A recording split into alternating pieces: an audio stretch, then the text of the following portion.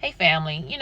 Thinking about the history of the White House, the White House was built with mainly slave labor. Of course, there were also white indentured servants and some free black people who helped build the White House building. They started in 1792.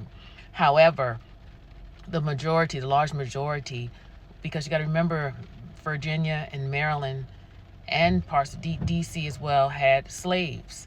And so what happened was the slave owners actually were paid the wages. The slaves, of course, didn't get a dime, but they were working out there, breaking up the quarry to make the stone that's in the White House and making bricks and things such as that. And so this was slave labor, and that's what built the White House.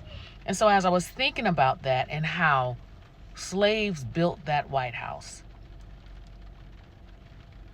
it's appropriate to tear it down. At first I was just hurt, devastated, and angry that this president was doing that. And it's for various reasons. One is because, I had the pleasure of working there during the Clinton administration, but also it's just I have respect for the office of the president.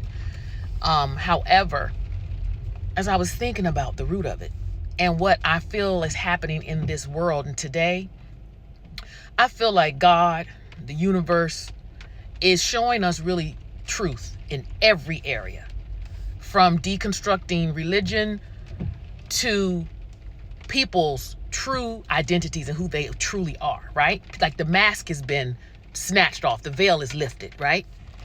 And so since God is tearing down to rebuild, because eventually all this that's happening now, things are going to get better.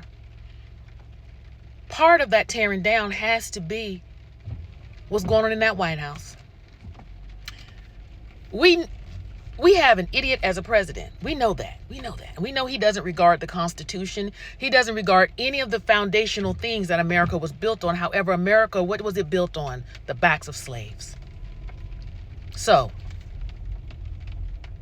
tear it down and build your ballroom.